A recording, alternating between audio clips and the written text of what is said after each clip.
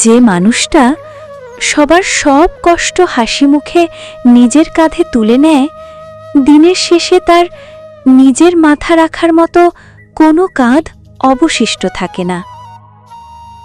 পরিবারের সবার মুখে হাসি ফোটাতে গিয়ে আয়নার সামনে দাঁড়িয়ে নিজের হাসি মুখটা আজ বড্ড অচেনা আর ফ্যাকাশে লাগে।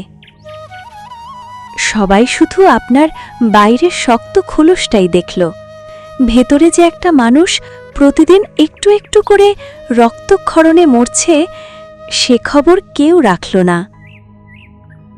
কিছু কিছু কষ্ট এত গভীর হয় যে সেগুলো কাউকে বলাও যায় না, আবার নিজের ভেতরে চেপে রাখলে দম বন্ধ হয়ে আসে।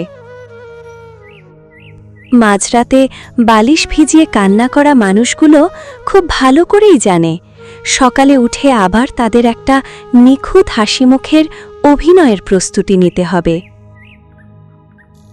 আমি ঠিক আছি, এই ছোট মিথ্যে কথাটা এই পৃথিবীতে সবচেয়ে বেশি উচ্চারিত হয়, আর এর পেছনেই লুকিয়ে থাকে পৃথিবীর সবচেয়ে ভারী দীর্ঘশ্বাসগুলো।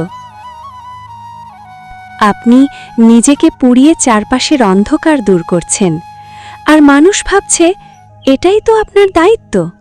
আপনার পুড়ে যাওয়ার ব্যথাটা বোঝার মতো কেউ নেই।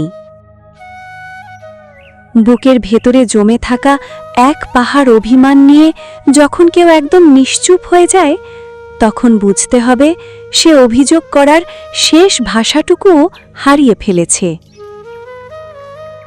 সবার গল্পে নিজেকে নিখুঁত প্রমাণ করার এই ক্লান্তিকর লড়াইটা এবার একটু থামান, একটু দম নিন, নিজের বুকের বাঁ দিকের অচেনা ব্যথাটার একটু খোঁজ নিন। কারণ যেদিন আপনার এই ক্লান্ত শরীরটা চিরতরে থেমে যাবে, সেদিন দুদিন কান্নাকাটি করে এই পৃথিবী ঠিকই তার নিজের নিয়মে চলতে শুরু করবে। শুধু আপনি আর কখনো ফিরে আসবেন না। ভিডিওটি যদি আপনার মন ছুঁয়ে যায় তবে অবশ্যই একটি লাইক করবেন এবং আপনার মূল্যবান মতামত কমেন্ট করে জানাবেন। এরকম আরও হৃদয়স্পর্শী এবং মোটিভেশনাল ভিডিও পেতে আব্দুল স্টুডিও চ্যানেলটি সাবস্ক্রাইব করে পাশে থাকা বেল আইকনটি প্রেস করে রাখুন। সুস্থ থাকবেন, ভালো থাকবেন। ধন্যবাদ।